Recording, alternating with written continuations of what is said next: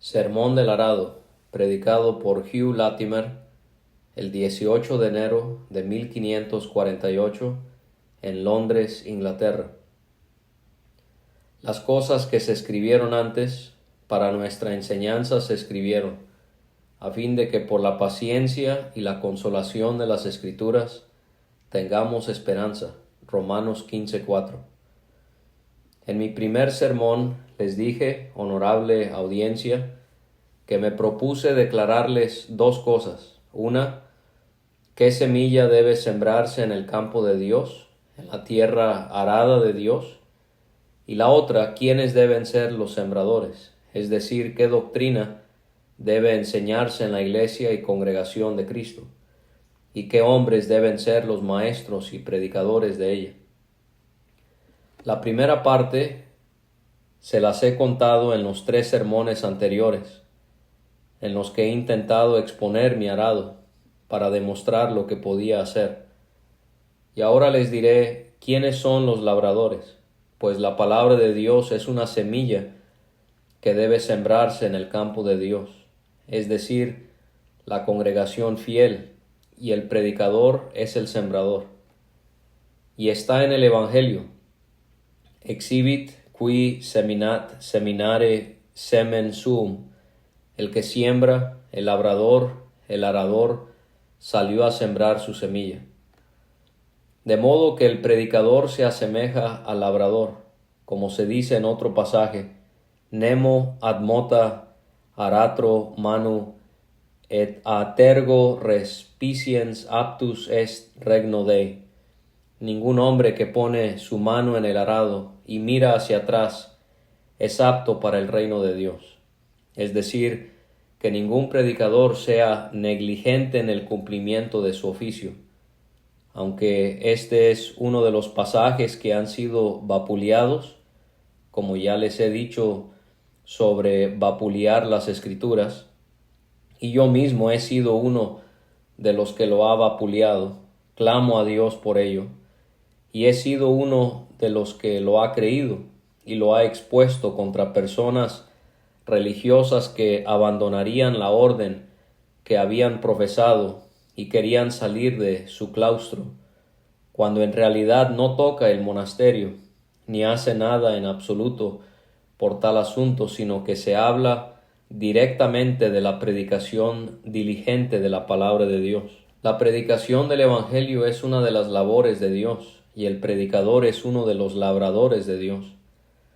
No se ofendan con mi comparación, ya que comparo la predicación con el trabajo y la labor de arar, y al predicador con un labrador. No se ofendan con esta comparación mía, porque he sido calumniado por algunas personas por tales cosas. Se ha dicho de mí: oh Latimer, no, en cuanto a él, nunca le creeré mientras viva, ni confiaré en él, porque comparó a nuestra bendita mujer con una bolsa de azafrán, cuando en realidad yo nunca usé esa comparación. Pero fue, como ya les he dicho antes, de acuerdo con lo que Pedro vio antes en el espíritu de profecía, y dijo que vendrían después hombres per quos via veritatis maledictis afficeretur. Vendrían individuos por quienes el camino de la verdad sería blasfemado y calumniado. Pero si yo hubiera usado esta comparación, no habría sido para ser reprendido, sino que podría haber sido sin reproche, porque podría haber dicho así: como la bolsa de azafrán que ha sido llena de azafrán, o ha tenido azafrán en ella, siempre tiene el sabor y el olor del dulce azafrán que contenía. Así nuestra bendita mujer que concibió y dio a luz a Cristo en su vientre siempre se parecía a las costumbres y virtudes de ese precioso niño que dio a luz. ¿Y qué habría sido peor para nuestra bendita mujer por esto? ¿O qué deshonra fue esto para nuestra bendita mujer? Pero así como los predicadores deben ser cautelosos y circunspectos, para no dar solo una ocasión justa para ser calumniados y mal hablados por los oyentes. Así los oyentes no deben ofenderse sin causa, porque el cielo es comparado en el Evangelio a un grano de mostaza, también es comparado a un trozo de levadura. Y como Cristo dice que en el último día vendrá como un ladrón, ¿y qué deshonra es esto para Dios? ¿O qué derogación es esto para el cielo? No se pueden ofender por mi comparación, porque comparo la predicación con el trabajo de un labrador y un prelado con un labrador. Pero ahora me preguntarán, ¿a quién llamo prelado? Un prelado es aquel hombre, sea quien sea, que tiene un rebaño que enseñar de él. Cualquiera que tenga algún cargo espiritual en la congregación fiel, y cualquiera que tenga cura para las almas, y bien pueden compararse el predicador y el labrador, primero por su trabajo en todas las estaciones del año, porque no hay época del año en la que el labrador no tenga algún trabajo especial que hacer, como en mi lugar en Leicestershire. El labrador tiene un tiempo para salir y probar su arado, y otros tiempos para otros trabajos necesarios que deben realizarse. Y luego también pueden compararse por la diversidad de obras y la variedad de oficios que tienen que hacer. Así como el labrador primero prepara el arado, luego labra la tierra, la rompe en surcos, a veces la vuelve a porcar, a veces la rastrilla y la compacta, a veces la abona y la cerca, la cava y la desmaleza, la purifica y la limpia. Así también el prelado, el predicador, tiene muchos y diversos oficios que desempeñar. En primer lugar, tiene una afanosa tarea, llevar a sus feligreses a una fe recta, como la llama Pablo, y no a una fe vacilante, sino a una fe que abraza a Cristo y confía en sus méritos, una fe viva, una fe justificadora, una fe que hace al hombre justo, sin acepción de obras, como lo han declarado y expuesto muy bien en la homilía. Él tiene, pues, una obra muy ajetreada, digo, para llevar a su rebaño a una fe correcta y luego confirmarlo en la misma fe. Ora derribándolos con la ley y con amenazas de Dios por el pecado. Ora volviéndolos a levantar con el Evangelio y con las promesas del favor de Dios. Ora desmalezándolos, diciéndoles sus faltas y haciéndoles abandonar el pecado. Ora coagulándolos, rompiendo sus corazones de piedra y haciéndolos flexibles y haciéndolos tener corazones de carne, es decir, corazones blandos y aptos para que entre la doctrina. Ora enseñándoles a conocer a Dios correctamente y a conocer su deber para con Dios y sus prójimos. Ora exhortándolos cuando conocen su deber a que lo cumplan y sean diligentes en él, de modo que tengan un trabajo continuo que hacer. Grande es su negocio y por lo tanto grande debe ser su salario. Tienen grandes trabajos y por lo tanto deben tener buenos ingresos para que puedan alimentar cómodamente a su rebaño. La predicación de la palabra de Dios al pueblo se llama alimento. La Escritura lo llama alimento, no fresas que vienen solo una vez al año y no se quedan mucho tiempo, sino que pronto se acaban, pero es alimento, no es un manjar. El pueblo debe tener un alimento que le sea familiar y continuo, y que se le dé diariamente para que se alimente. Muchos hacen de él una fresa, administrándolo solo una vez al año. Pero tales no desempeñan el oficio de buenos prelados, porque Cristo dice, quis putas est servus prudens et fidelis, cuidat sibum in tempore. ¿Quién te cree siervo prudente y fiel? El que da el alimento a su debido tiempo. De modo que debe predicar diligentemente en todo momento conveniente. Por eso dice, ¿quién te cree siervo fiel? Lo dice como si fuera algo raro encontrar a alguien así, y como si dijera que hay pocos de ellos en el mundo. Y los visitantes pueden decir perfectamente cuán pocos de ellos hay en todo este reino que dan alimento a su rebaño como deberían hacerlo. Demasiado pocos, demasiado pocos. Es una lástima y nunca han sido tan pocos como ahora. De esto se deduce que el prelado o cualquier persona que tenga la mente sana debe trabajar y esforzarse diligentemente. Por eso dice Pablo a Timoteo, qui episcopatum desiderat hic bonum opus desiderat. Quien desee ser obispo o prelado desea una buena obra. Si es una buena obra, es una obra. No pueden hacer más que una obra. Es la obra de Dios, el arado de Dios, y Dios quiere que ese arado siga funcionando. Así pues, los que holgazanean y viven ociosamente no son buenos prelados ni ministros, y de los que no predican, ni enseñan, ni cumplen con sus deberes.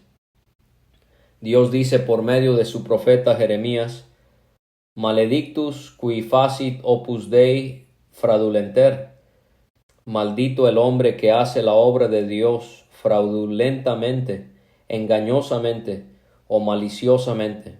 Algunos libros lo llaman negligente, con negligencia o descuido. ¿Cuántos prelados y obispos como estos, Señor, por tu misericordia, hay ahora en Inglaterra? ¿Y qué haremos en este caso? ¿Nos uniremos a ellos? Oh Señor, por tu misericordia, ¿no nos uniremos a ellos? Oh Señor, ¿a dónde huiremos de ellos? Pero maldito sea aquel que hace la obra de Dios con negligencia o con engaño. Una palabra dolorosa para aquellos que son negligentes en el desempeño de su cargo, o lo han hecho fraudulentamente, porque eso es lo que enferma al pueblo. Pero es cierto que Cristo dijo, multi sunt vocati pauci vero elecit. Muchos son llamados, pero pocos son escogidos. Aquí tengo la oportunidad de decirles algo, por cierto, en relación con el pasaje que les mencioné antes, en Jeremías, el capítulo 48.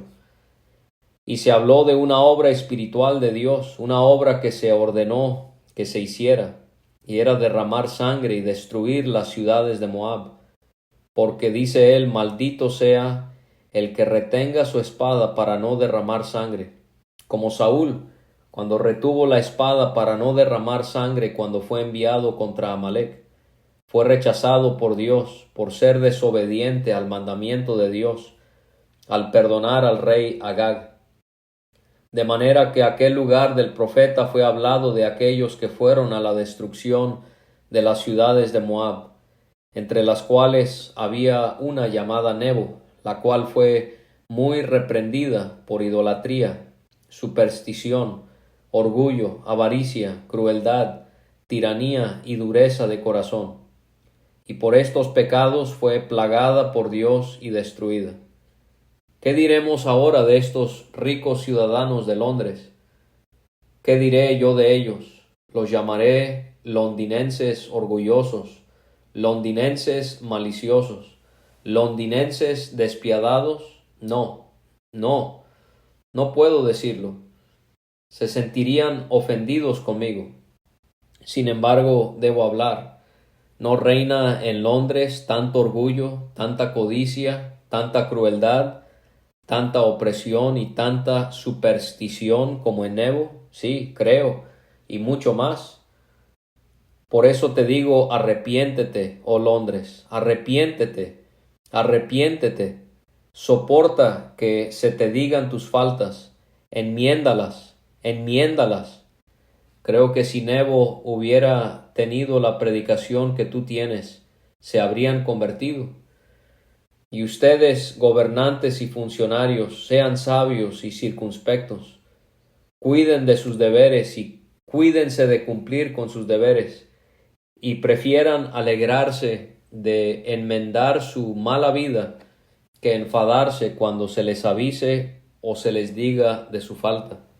¿Qué alboroto se armó en Londres contra cierto hombre que dijo, y en aquel tiempo por una causa justa, burgueses?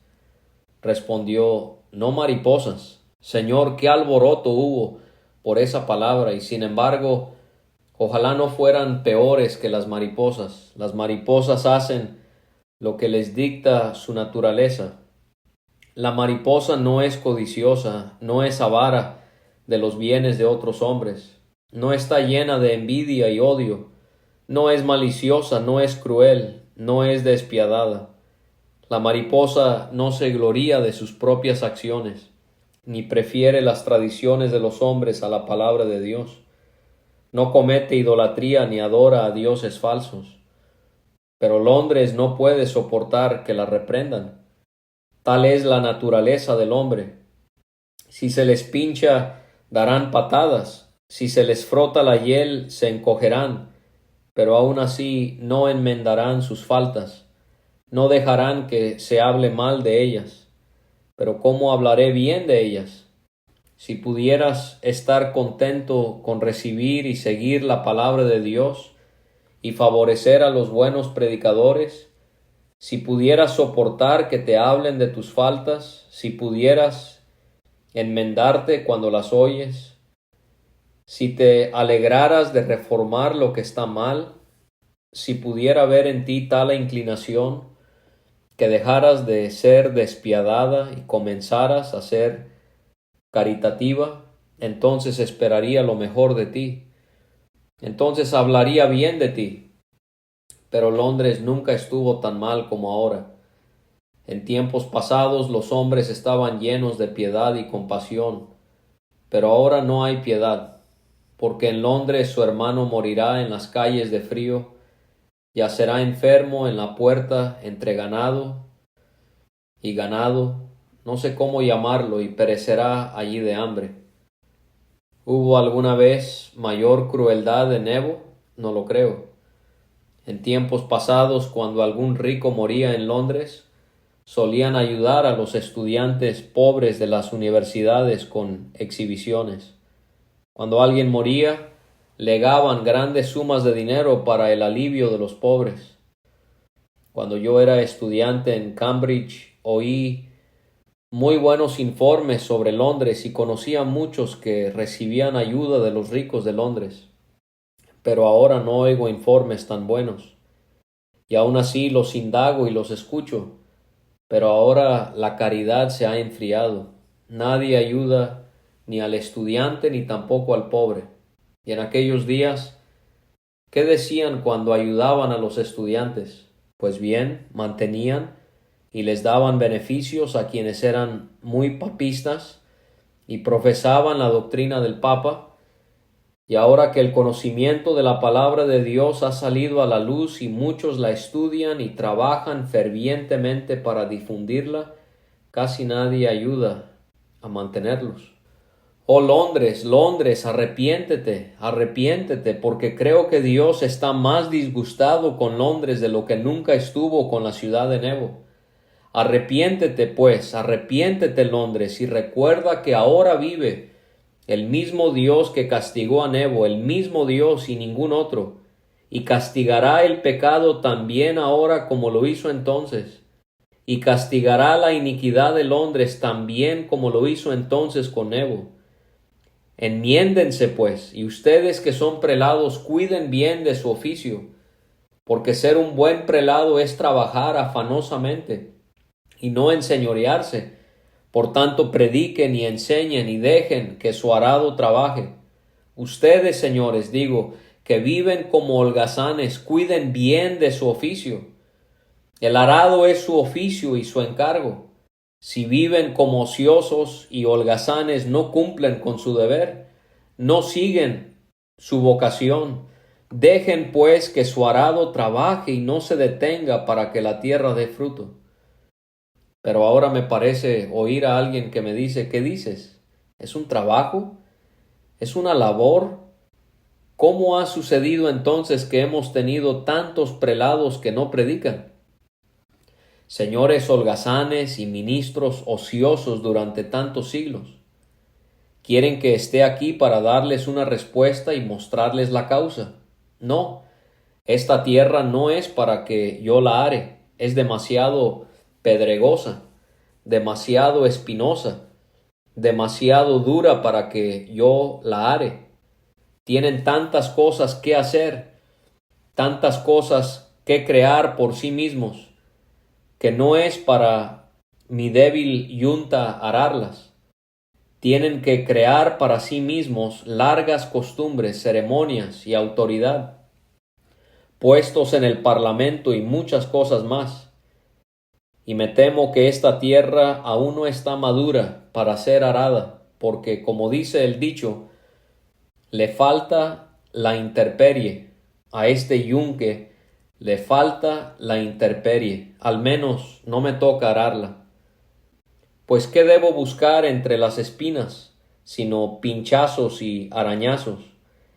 ¿Qué hay entre las piedras sino tropiezo? ¿Qué hay, casi diría, entre las serpientes sino picadura? Pero me atrevo a decir que desde que surgió el señorío y la holgazanería, ha descendido la predicación contrariamente a los tiempos de los apóstoles, pues ellos predicaban y no señoreaban, y ahora señorean y no predican. Porque los que son señores no quieren ir a arar, no es un oficio adecuado para ellos, no parece que sea propio de su estado. Así surgieron los señores holgazanes, así se introdujeron prelados que no predican, y así han continuado durante mucho tiempo. Pues cuántos prelados ignorantes tenemos hoy en día, y no es de extrañar, porque si los labradores que ahora son nombrados señores abandonarían por completo el arado, dejarían su trabajo y se dedicarían directamente al señorío, y dejarían el arado en pie, y entonces, sin que ambos arados anduvieran, no habría en el bien público más que hambre. Desde que los prelados fueron nombrados señores y nobles, el arado permanece inmóvil, no se trabaja, el pueblo se muere de hambre. Cazan, se trean, juegan a las cartas, juegan a los dados, se entretienen en sus prelados con caballeros galantes, con sus secuaces bailarines y con sus compañeros de ocio, de modo que el arado queda a un lado, y con su señorío y su holgazanería, la predicación y el arado han desaparecido por completo. Y así, si los labradores del país fueran tan negligentes en su oficio como lo son los prelados, no viviríamos mucho tiempo por falta de sustento. Y así como es necesario tener este arado para el sustento del cuerpo, también debemos tener el otro para la satisfacción del alma, o de lo contrario no podemos vivir mucho tiempo como fantasmas. Porque así como el cuerpo se desgasta y se consume por falta de alimento corporal, así también el alma se consume por falta de alimento fantasmal. Pero hay dos clases de encierro, para permitir o impedir ambos tipos de arado. Uno es un cercamiento para permitir o dificultar el arado corporal, y el otro para permitir o dificultar el arado en días festivos, el arado en la iglesia. El arado corporal se incluye y se encierra mediante el bien singular. ¿Quién en efecto renunciará o disminuirá su bien privado por una comunidad? ¿Y quién sufrirá daño alguno por el respeto de un bien público? Tampoco nadie se esfuerza por poner en marcha al otro arado, ni nadie lo escucha. Pero para impedirlo y dejarlo, todos los oídos están abiertos. Sí, hay muchos labradores de esta clase que están muy ocupados y parecen ser muy buenos trabajadores. Me temo que algunos son más bien falsos evangelistas que labradores fieles.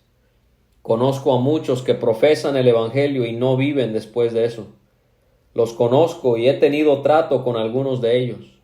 Los conozco, y lo digo con pesar en el corazón, Hay tan poca caridad y buena vida en ellos como en cualquier otro, según lo que Cristo dijo en el Evangelio a la gran cantidad de personas que lo siguieron, como si hubieran tenido un celo sincero por su doctrina, cuando en realidad no lo tenían. Profesan el Evangelio por amor a la vida, no por el amor que sienten por la palabra de Dios. Pero los que quieran ser verdaderos labradores deben trabajar fielmente por amor a Dios, para la edificación de sus hermanos, y tan diligentemente como el labrador ara para el sustento del cuerpo, tan diligentemente deben trabajar los prelados y ministros para alimentar el alma. Ambos arados deben seguir funcionando, como son sumamente necesarios para el hombre. ¿Y para qué se ordenan los magistrados? Sino para que se confirme la tranquilidad del bien común, limitando ambos arados. Pero ahora, en cuanto a la falta de predicación de los prelados, creo que podría adivinar lo que se podría decir para excusarlos. Están tan preocupados por la vida señorial, están tan colocados en palacios, acostados en tribunales, despilfarrando sus rentas, bailando en sus demonios, agobiados por las embajadas, mimando sus barrigas como un monje que celebra su jubileo, comiendo en sus pesebres y lloriqueando en sus alegres mansiones, y tan preocupados por holgazanear en sus señoríos que no pueden asistir a ellos. Están ocupados en otras cosas, algunos en los asuntos del rey, algunos son embajadores, algunos en el consejo privado, algunos en la provisión de la corte, algunos son lores del parlamento, algunos son presidentes y controladores de casas de moneda. Bien, ¿es este su deber? ¿Es este su oficio? ¿Es este su llamado? ¿Deberíamos tener ministros de la iglesia para que sean controladores de las casas de moneda? ¿Es este un oficio apropiado para un sacerdote que tiene cura de almas? ¿Es este su encargo? Aquí quisiera hacer una pregunta. Quisiera saber quién controla al diablo en su parroquia mientras controla la casa de moneda. Si los apóstoles no podían dejar el oficio de predicar a los diáconos, ¿debería uno dejarlo para acuñar? No puedo decírselo, pero el dicho es que desde que los sacerdotes han sido acuñadores, el dinero ha sido peor que antes. Y dicen que la maldad del dinero ha encarecido todas las cosas. Y en este sentido debo hablar a Inglaterra. Escucha, mi país, Inglaterra, como dijo Pablo en su primera epístola a los Corintios, el capítulo 6, porque Pablo no era un obispo en funciones, sino un obispo que caminaba y predicaba.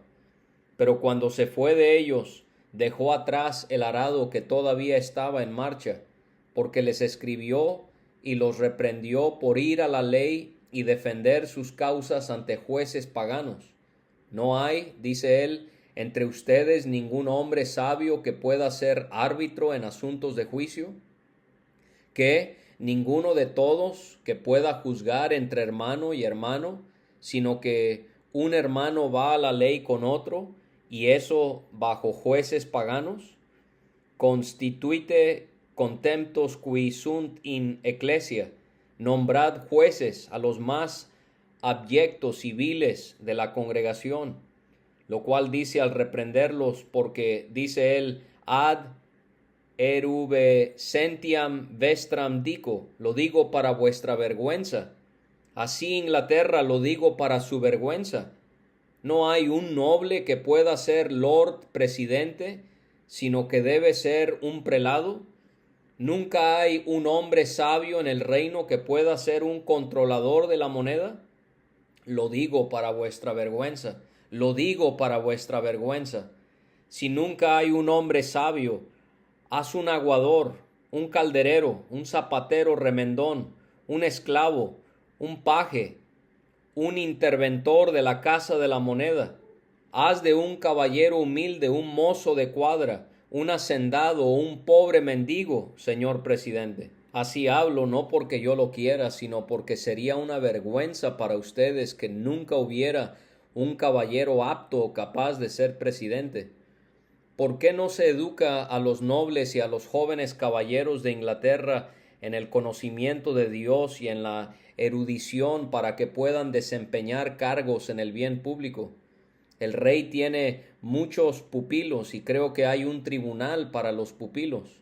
¿Por qué no hay una escuela para los pupilos, así como hay un tribunal para sus tierras?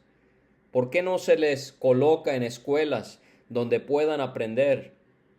¿O por qué no se les envía a las universidades para que puedan servir al rey cuando lleguen a la mayoría de edad? Si los pupilos y los jóvenes caballeros estuvieran bien educados en el conocimiento de Dios y en el conocimiento del Señor, cuando lleguen a la mayoría de edad, no se entregarían tanto a otras vanidades. Y si la nobleza estuviera bien educada en el conocimiento piadoso, el pueblo seguiría el mismo camino, porque en verdad, tal como sean los nobles, así será el pueblo. Y ahora, la única causa por la que los nobles no son nombrados señores presidentes es porque no han sido educados en el conocimiento. Por tanto, por amor a Dios, designen maestros y directores de escuela a los que tienen a cargo a los jóvenes y denles pagos dignos de sus esfuerzos, para que puedan educarlos en gramática, lógica, retórica, filosofía, derecho civil y en aquello que no puedo dejar de mencionar, la palabra de Dios. Gracias a Dios, la nobleza, por lo demás, está muy bien educada en el conocimiento y la piedad, para gran gozo y consuelo de Inglaterra, de modo que ahora hay buenas esperanzas en la juventud de que otro día tendremos una comunidad floreciente, considerando su educación piadosa. Sí, y ya hay suficientes nobles, aunque no tantos como yo quisiera, capaces de ser presidentes de los lores, y suficientes hombres sabios para la casa de la moneda. Y es tan inapropiado que los obispos sean presidentes de los lores, o que los sacerdotes sean acuñadores de monedas, como lo era que los corintios defendieran cuestiones de controversia ante jueces paganos. También es una calumnia contra los nobles, como si les faltara sabiduría y erudición para ser aptos para tales cargos, o no fueran hombres de conciencia, o no fueran dignos de confianza y aptos para tales cargos. Y un prelado tiene un cargo y una cura de otra manera, y por lo tanto no puede desempeñar su deber y ser su señor presidente al mismo tiempo, porque una presidencia requiere un hombre completo, y un obispo no puede ser dos hombres. Un obispo tiene su oficio, un rebaño al que enseñar, al que cuidar, y por lo tanto no puede entrometerse en otro oficio, el cual solo requiere un hombre completo. Por lo tanto debe entregarlo a quien sea digno y trabajar en su propio negocio, como escribe Pablo a los tesalonicenses, que cada uno se ocupe de su propio negocio y siga su vocación, que el sacerdote predique y los nobles se ocupen de los asuntos temporales. Moisés era un hombre maravilloso, un buen hombre. Moisés era un tipo maravilloso y cumplió con su deber, siendo un hombre casado. Carecemos de alguien como Moisés. Bien quisiera que todos los hombres cumplieran con sus deberes, tal como Dios los ha llamado, y entonces tendríamos una comunidad cristiana floreciente. Y ahora quisiera hacer una pregunta extraña. ¿Quién es el obispo y prelado más diligente de toda Inglaterra, que supera a todos los demás en el desempeño de su cargo? Puedo decirlo porque sé quién es, lo conozco bien, pero ahora creo que les veo escuchando y prestando atención a que lo nombre. Hay uno que supera a todos los demás, y es el prelado y predicador más diligente de toda Inglaterra. ¿Y sabrán quién es? Se los diré. Es el diablo. Es el predicador más diligente de todos los demás. Nunca está fuera de su diócesis. Nunca está lejos de su cura. Nunca lo encontrarás desocupado. Siempre está en su parroquia, mantiene su residencia en todo momento. nunca lo encontrarás fuera de lugar. Llámenle cuando quieran, siempre está en casa. Es el predicador más diligente de todo el reino. Siempre está en su arado. Ningún señorío ni holgazanería puede impedírselo. Siempre está dedicado a su trabajo. Nunca lo encontrarán ocioso, se los garantizo. Y su oficio es obstaculizar la religión, mantener la superstición, establecer la idolatría, enseñar toda clase de papado. Está tan dispuesto como se puede desear para poner en marcha su arado, para idear todos los medios posibles para desfigurar y oscurecer la gloria de Dios. Donde el diablo reside y tiene su arado en marcha, allí fuera con los libros y arriba con las velas.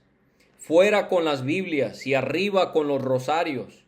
Fuera con la luz del Evangelio y arriba con la luz de las velas, sí, al mediodía. Donde el diablo reside para que pueda prevalecer, arriba con toda superstición e idolatría, tensado, pintura de imágenes, velas, palmas, cenizas, agua bendita y nuevos servicios de invención humana, como si el hombre pudiera inventar una mejor manera de honrar a Dios que la que Dios mismo ha designado. Abajo con la cruz de Cristo, arriba con el carterista del purgatorio, arriba con él, el purgatorio papista quiero decir. Fuera con la ropa de los desnudos, los pobres e impotentes, arriba las imágenes adornadas y los troncos y las piedras adornadas, arriba las tradiciones de los hombres y sus leyes, abajo las tradiciones de Dios y su santísima palabra, abajo el antiguo honor debido a Dios y arriba el nuevo honor de Dios. Que todo se haga en latín. No debe haber nada más que latín, ni siquiera memento homo quod sinis est et in cinerem reverteris. Recuerda, hombre, que eres ceniza y en ceniza volverás. Que son las palabras que el ministro dice al pueblo ignorante cuando les da cenizas, el miércoles de ceniza. Pero debe decirse en latín, la palabra de Dios no puede traducirse de ninguna manera al inglés. Oh, si nuestros prelados fueran tan diligentes en sembrar el trigo de la buena doctrina como Satanás lo es en sembrar hierba y cizaña. Y esta es la labranza diabólica que obra para tener cosas en latín y permite la edificación fructífera. Pero aquí alguien me dirá, ¿cómo, Señor, estás tan enterado del consejo del diablo que sabes que todo esto es verdad? En verdad lo conozco demasiado bien y lo he obedecido un poco demasiado al condescender con algunas locuras. Y lo conozco como otros hombres, sí, que siempre está ocupado y siempre afanado en seguir su arado. Sé por San Pedro que dice de él, sicut leo rugien circuit, quaerens quem devoret, anda como león rugiente buscando a quien devorar. Quisiera que este texto fuera visto y examinado detenidamente cada palabra del mismo. Circuit va por todos los rincones de su diócesis, visita a diario, no deja lugar alguno de su cura sin visitar, va de un lado a otro sin cesar, sicut leo, como un león, es decir, fuerte, audaz y orgullosamente majestuoso y ferozmente, con miradas altivas, con sus semblantes orgullosos, con sus majestuosas fanfarronadas, rugiendo porque no deja pasar ninguna ocasión para hablar o rugir cuando ve su momento. Quaerens va por ahí buscando y no durmiendo, como hacen nuestros obispos, sino que busca diligentemente, registra diligentemente todos los rincones donde puede tener su presa. Vaga por todos los lugares de su diócesis, no se queda quieto, nunca descansa, sino que siempre tiene en la mano su arado para que pueda seguir adelante. Pero nunca ha habido un predicador como él en Inglaterra, ¿quién puede contar su diligente predicación, que cada día y a cada hora se esfuerza por sembrar hierba y cizaña, para poder sacar de la forma, de la estimación y del lugar la institución de la cena del Señor y la cruz de Cristo?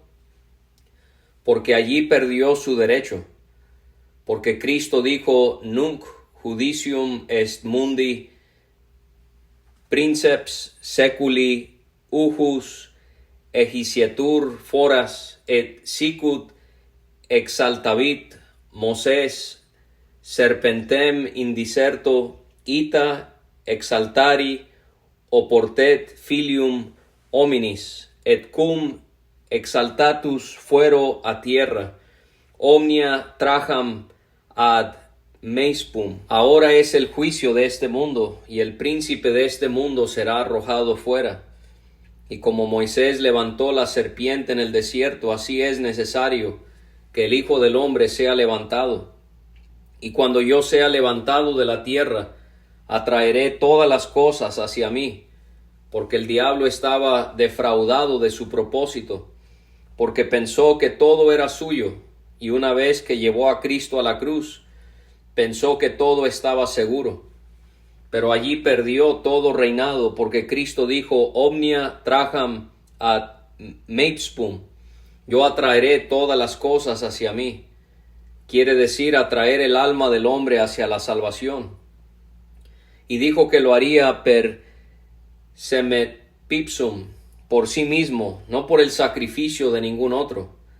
Quería decir por su propio sacrificio en la cruz, donde se ofreció a sí mismo por la redención de la humanidad, y no por el sacrificio de la misa que sería ofrecido por otro.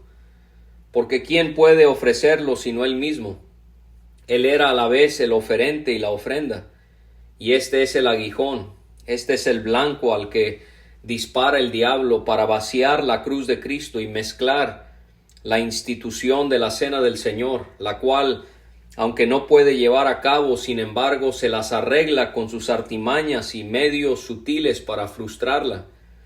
Y estos 1500 años ha sido un hacedor, con el único propósito de vaciar la muerte de Cristo y hacerla de poca eficacia y virtud. Porque así como Cristo fue levantado en el desierto como la serpiente, así también Él quiso ser exaltado, para que por Él fuesen salvados todos los que en Él creyesen. Pero el diablo no quiso nada de eso, quería que fuéramos salvos mediante una ofrenda propiciatoria diaria, mediante un sacrificio expiatorio o remisorio. Ahora bien, si yo predicara en el campo entre los ignorantes, diría que es propiciatorio, expiatorio y remisorio. Pero aquí hay un auditorio erudito. Sin embargo, para los ignorantes lo explicaré. Propiciatorio, expiatorio, remisorio o satisfactorio, porque significan una sola cosa en efecto, y no es otra cosa sino algo por lo que se obtiene la remisión de los pecados y se tiene la salvación. Y de esta manera el diablo solía evacuar la muerte de Cristo, para que pudiéramos tener confianza en otras cosas, como en el sacrificio del sacerdote, mientras que Cristo quería que confiáramos en su único sacrificio. Así fue. Agnus Oxisus ab origine mundi, el cordero que ha sido inmolado desde el principio del mundo. Y por eso se le llama iuge sacrificium, un sacrificio continuo, y no para la continuidad de la misa, como los blanqueadores la han blanqueado y pervertido, y como yo mismo lo hice en otro tiempo. Pero Pablo dice per semepsum purgatio facta, por sí mismo y por ningún otro. Cristo hizo la purgación y la satisfacción por todo el mundo. Ojalá que Cristo por sí mismo hubiera sido mejor sopesado y considerado, y que en sanctificationem los hiciera santos, porque Él es iuge sacrificium, un sacrificio continuo, en efecto, fruto y operación, para que como aquellos que vieron la serpiente colgada en el desierto, recordaran la muerte de Cristo, en quien todos los que creyeron fueron salvos. Así también todos los hombres que confiaron en la muerte de Cristo serán salvos, tanto los que estuvieron antes como los que vinieron después, porque Él fue un sacrificio continuo, como dije, en efecto, fruto, operación y virtud, como si hubiera estado colgado en la cruz desde el principio del mundo y continuamente hasta el fin del mundo. Y está tan fresco colgado en la cruz ahora para aquellos que creen y confían en Él, como lo estuvo hace 1500 años cuando fue crucificado. Confiemos pues en su única muerte y no busquemos otro sacrificio propiciatorio que el mismo sacrificio cruento, el sacrificio vivo, y no el sacrificio seco, sino un sacrificio cruento, porque Cristo mismo dijo: consumatum est, consumado es, he tomado de la mano de mi Padre la dispensación de redimir a la humanidad, he realizado la redención del hombre y he despachado el asunto. ¿Por qué pues lo mezclan? ¿Por qué lo dividen? ¿Por qué hacen de él más sacrificios que uno? Pablo dice: Pascha nostrum immolatus es Christus. Cristo nuestra Pascua se ofrece. De modo que la cosa está hecha y Cristo la ha hecho, y la ha hecho semel de una vez por todas. Y fue un sacrificio cruento, no un sacrificio seco. Pues bien, no es la misa la que vale o aprovecha para los vivos y los muertos. Ay de ti, diablo, ay de ti, que has prevalecido hasta ahora, y por tanto tiempo que has hecho que Inglaterra adore dioses falsos, abandonando a Cristo su Señor. Ay de ti, diablo, y de todos tus ángeles, si Cristo con su muerte atrae todas las cosas hacia sí, y atrae a todos los hombres a la salvación y a la bienaventuranza celestial que confían en Él. Entonces los sacerdotes en la misa papal, digo, ¿qué pueden atraer cuando Cristo atrae todo, excepto tierras y bienes de los herederos legítimos? Los sacerdotes atraen bienes y riquezas, beneficios y promociones para sí mismos. Y a los que creyeron en sus sacrificios los atraen hacia el diablo. Pero Cristo es quien atrae las almas hacia sí mediante su sacrificio sangriento. ¿Qué tenemos que hacer entonces sino epulari indomino, para comer en el Señor en su cena? ¿Qué otro servicio tenemos que hacerle y qué otro sacrificio tenemos que ofrecer sino la mortificación de nuestra carne? ¿Qué otra oblación podemos hacer sino la obediencia, la buena vida, las buenas obras y la ayuda al prójimo?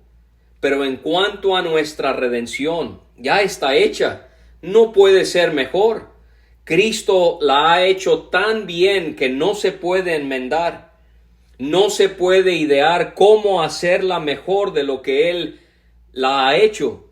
Pero el diablo, con la ayuda de ese obispo italiano que está allí, su capellán, ha trabajado por todos los medios para frustrar la muerte de Cristo y los méritos de su pasión.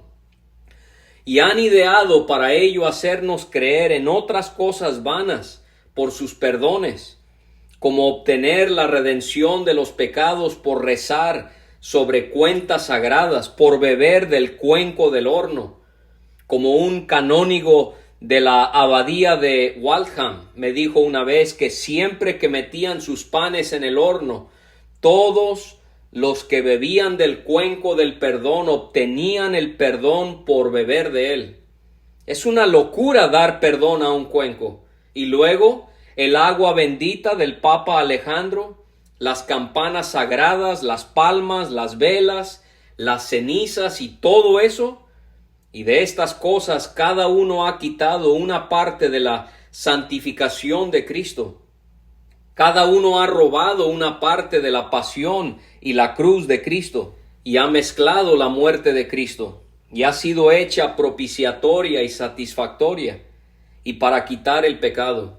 Sí, y el agua bendita de Alejandro todavía hoy permanece en Inglaterra, y se usa como remedio contra los espíritus y para ahuyentar a los demonios. Sí, y yo quisiera que esto hubiera sido lo peor, pero ay de ti, oh diablo, que has prevalecido para evacuar la cruz de Cristo y mezclar la cena del Señor. Estas son las artimañas del obispo italiano, y el diablo ha pinchado este blanco para frustrar la cruz de Cristo. Él disparó a este blanco mucho antes de que Cristo viniera. Disparó a él 4000 años antes de que Cristo colgara en la cruz o sufriera su pasión.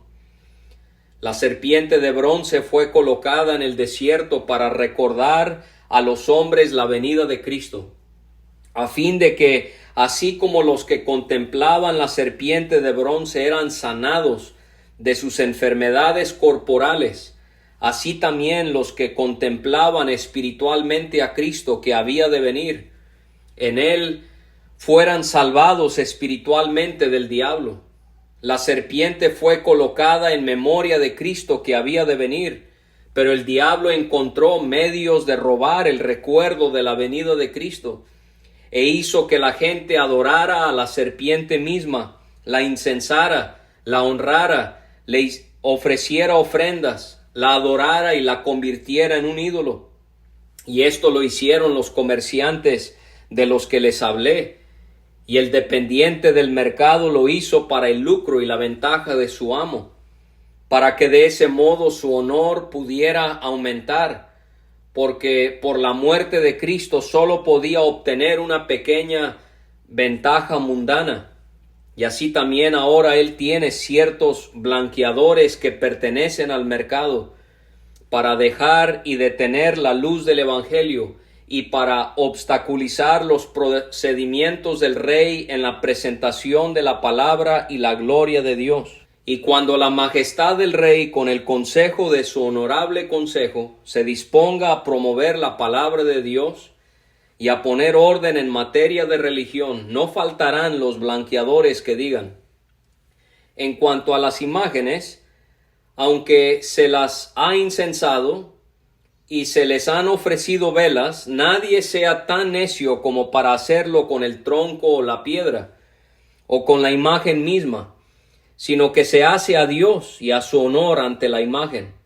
Y aunque abusen de ello, estos blanqueadores estarán dispuestos a susurrar al rey al oído y decirle que este abuso es solo un asunto menor, y que él mismo, con todos los demás abusos similares en la iglesia, pueden reformarse fácilmente. Es solo un pequeño abuso, dicen, y puede ser enmendado fácilmente, pero no debe tomarse en cuenta al principio por temor a problemas o inconvenientes adicionales. El pueblo no tolerará cambios repentinos. Puede ocurrir una insurrección después de un cambio repentino, que puede ser para gran daño y pérdida del reino. Por lo tanto, todo estará bien, pero no fuera de control por temor a más problemas. Estos son los blanqueadores, que hasta ahora han detenido la palabra de Dios y han impedido su verdadera presentación. Hay tantas postergaciones, tantos aplazamientos, tantos respetos y consideraciones de sabiduría mundana, y no dudo de que hubo blanqueadores en la antigüedad para susurrar al oído del buen rey Ezequías sobre el mantenimiento de la idolatría hecha a la serpiente de bronce, así como los ha habido ahora recientemente, y los hay ahora que pueden blanquear el abuso de imágenes y otras cosas similares. Pero el buen rey Ezequías no se dejaría cegar de esa manera. Era como Apolos, ferviente en espíritu. No quiso escuchar a los que se mostraban indiferentes. No se dejaba llevar por los respetos mundanos, por estas consideraciones prudentes, por estas políticas. No temía las insurrecciones del pueblo. No temía que su pueblo no llevara la gloria de Dios, pero él sin ninguno de estos respetos, políticas o consideraciones como un buen rey, por amor a Dios y por causa de la conciencia, derribó enseguida la serpiente de bronce, la destruyó por completo y la redujo a polvo.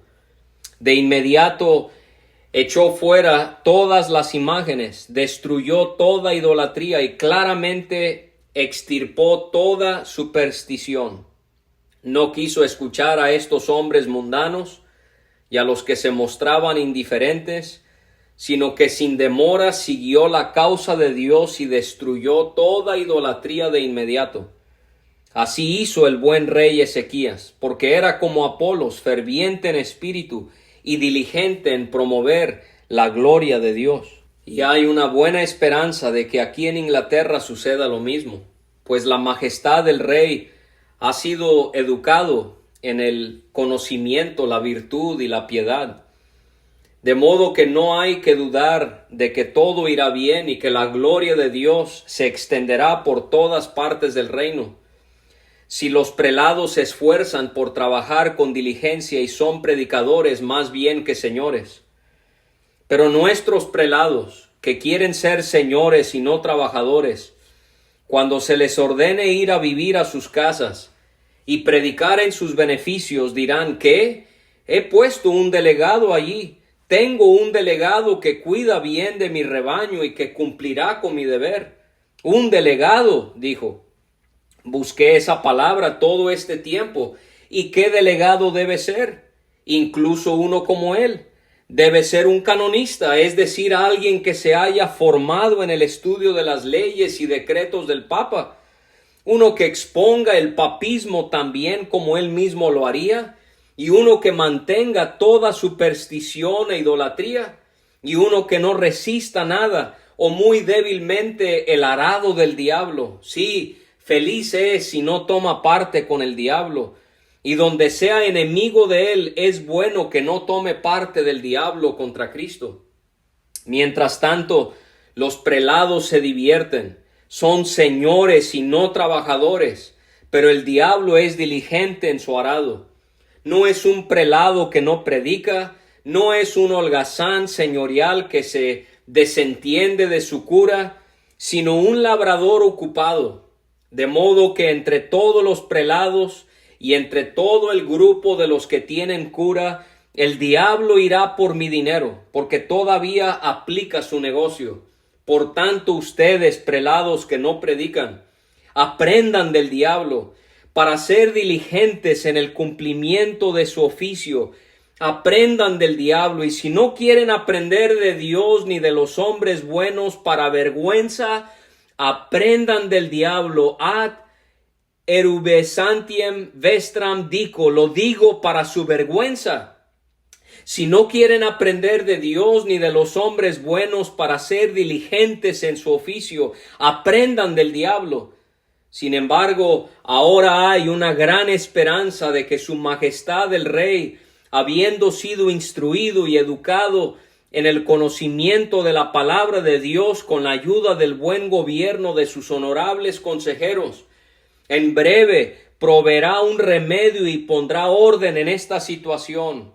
Y para que así sea, oremos por él. Oren por él, buenas personas, oren por él. Tienen una gran causa y necesidad de orar por él.